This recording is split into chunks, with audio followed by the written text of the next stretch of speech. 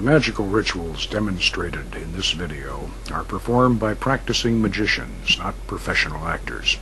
These rites were recorded inside an actual magical temple, not on a Hollywood soundstage. The techniques shown are authentic and very effective.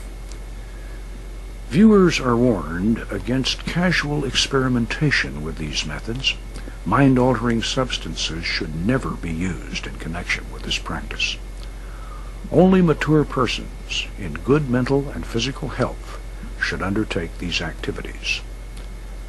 This system should be approached with the same respect one would accord to a full-contact martial art.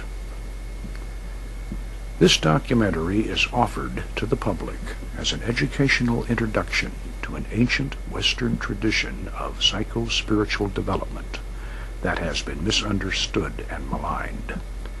Practitioners of Solomon's magic are not Satanists who make pacts with the devil. They are spiritual explorers in the deep caverns of the mind, carrying with them the lamp of wisdom and armed with the power of God.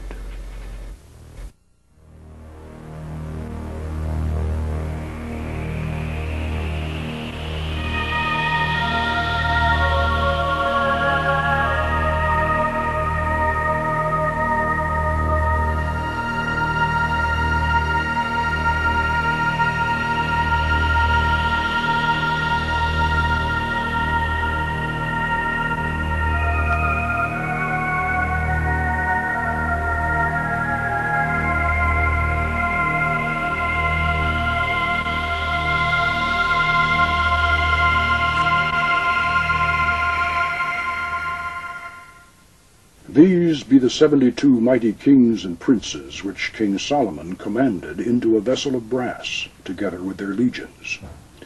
And it is to be noted that Solomon did this because of their pride. And when he had thus bound them up and sealed the vessel, he, by divine power, did hurl them into the depths of a lake in Babylon.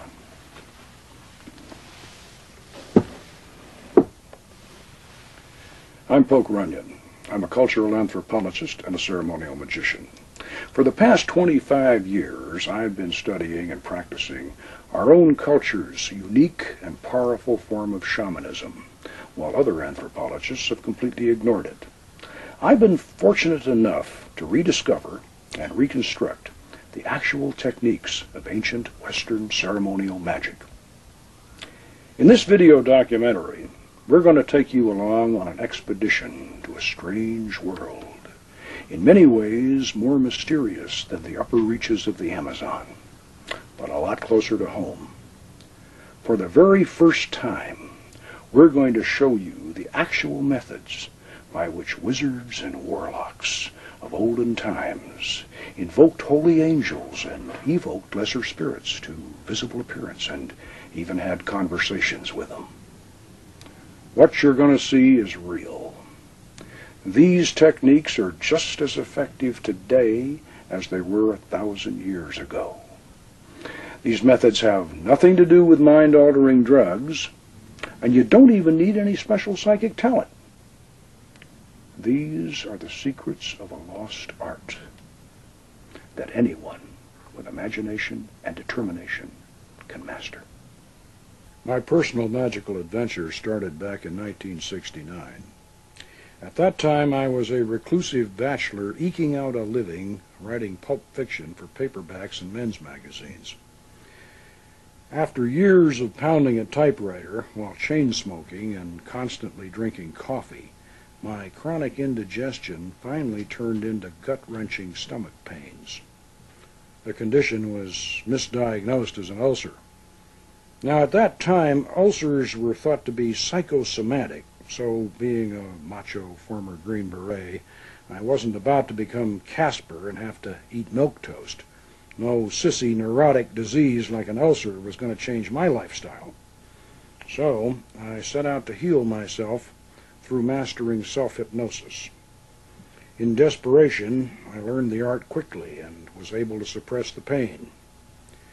But then it would come back, and it would be even worse. and I took myself about as deep into trance as anyone has ever gone, but I could not heal that ulcer, because, as the doctors finally discovered when I was almost dead, I was carrying within me a gallbladder that had turned to solid rock.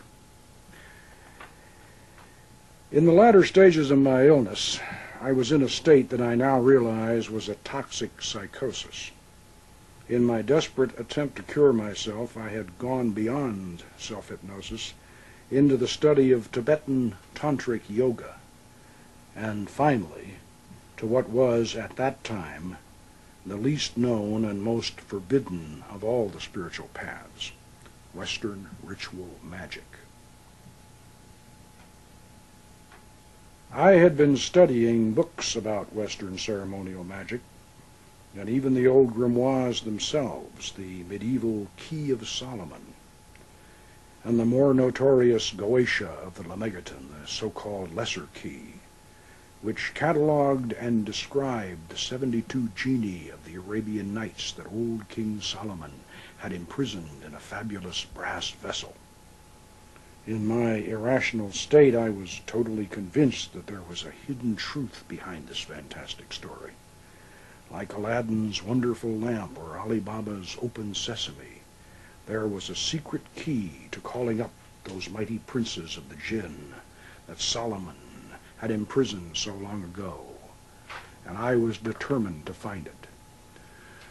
I studied the writings of the ancient and modern magicians. They had filled their books with the most detailed instructions on how to build, inscribe, and decorate all the necessary equipment, all the signatures of the spirits, and even the hours during which to summon them.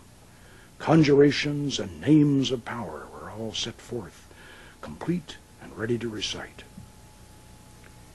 Hear me, and make all spirits subject unto me, so that every spirit of the firmament and of the aether, upon the earth and under the earth, on dry land and in the waters, of whirling air and of rushing fire, and every spell and scourge of God may be obedient unto me. Wonderful, powerful. All you have to do is recite it aloud, and you can feel the hairs start to rise on the back of your neck. But where, how, and in what form are these spirits we're summoning supposed to appear? That one all-important element, how to make the spirit physically appear, was always missing from the old grimoires. Now, I knew that over a dozen ancient and modern writers on magic couldn't be involved in one big, long-standing conspiracy to suppress this final secret, so it seemed obvious that at some time in the past, the key to the magical art had been lost, and the modern writers and experimenters just simply didn't know how it was done. This suspicion turned out to be true. At the turn of the last century, the famous, or if you prefer infamous, magician Aleister Crowley had tried to conjure one of the Lemegeton's Goetia demons out of incense smoke, and, not surprisingly, he had very little success after a great deal of effort. This did not surprise me.